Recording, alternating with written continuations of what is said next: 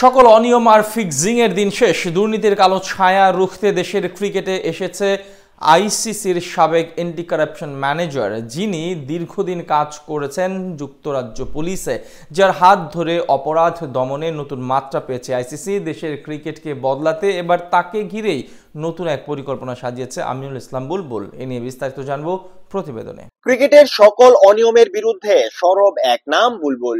BCB সভাপতির দায়িত্ব পাবার পর থেকেই দেশের ক্রিকেটের কালো ছায়া দূর করতে একের পর এক উদ্যোগ নিচ্ছেন আইসিসির সাবেক এই কর্মকর্তা। সম্প্রতি গেল বিপিএল এর বিতর্কিত অধ্যায় নিয়েও তাকে দেখা গেছে নড়ে চড়ে বসতে। তার নেতৃত্বে অনিয়মের অভিযোগে চিটাগাং কিংস কিংবা দুর্বার রাজশাহীর মতো দলগুলোর বিপক্ষে আইনি পথে হাঁটছে বিসিবি। দেশের ক্রিকেটের সকল অনিয়ম, দুর্নীতি আর ফিক্সিং রুখতে এবার আরো এক যুগান্তকারী পদক্ষেপ নিলেন দেশের প্রথম টেস্ট সেঞ্চুরিয়ান। আইসিসির এন্টি করাপশন বিভাগের সাবেক ম্যানেজার অ্যালেক্স মার্শালকে বিসিবির এন্টি করাপশন ইউনিটের কনসালটেন্ট হিসেবে নিয়োগ দিয়েছেন তিনি। অনেক আগে থেকেই দেশের ক্রিকেটকে দুর্নীতি মুক্ত রাখতে কাজ করে আসছে বিসিবির এন্টি করাপশন ইউনিট। তবুও ফিক্সিং থেকে শুরু করে ক্রিকেটের সকল অনৈতিক কর্মকাণ্ড কোনোভাবেই থামানো যাচ্ছে না। বিশেষ করে ঘরোয়া টুর্নামেন্টগুলোতে প্রতিনিয়তই ঘটছে দুর্নীতির ঘটনা। সবশেষ বিপিএলেও ম্যাচ পাতানোর সন্দেহভাজন তালিকায় নাম এসেছিল বেশ কয়েকজন ক্রিকেটারের। বিতর্কের তালিকায় আছে এনসিএল কিংবা ডিপিএলও। এসব বিতর্কিত ঘটনা বরাবরই খবরের শিরোনাম হয়েছে,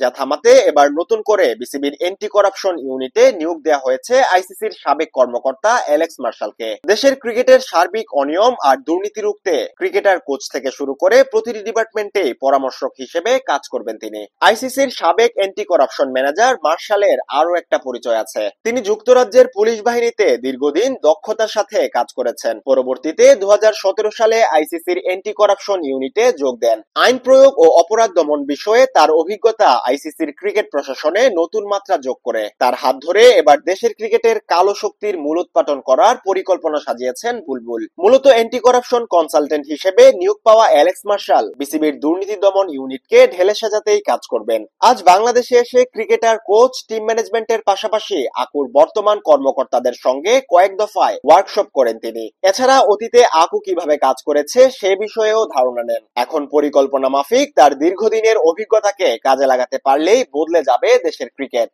এদিকে বিসিবির সবশেষ বোর্ড মিটিং শেষে বিসিবি মিডিয়া কমিটির চেয়ারম্যান ইফতেখার রহমান মিঠুও বলেছিলেন, বিসিবি সাবেক এই আইসিসি কর্মকর্তার অভিজ্ঞতা নিজেদের কাজে লাগাতে চায়। বিশেষ করে ঘরোয়া টুর্নামেন্টগুলোতে দুর্নীতি ঠেকানো কঠিন হয়ে যায় বিসিবির পক্ষে, আর এজন্যই তার নিয়োগ দিয়েছে বিসিবি।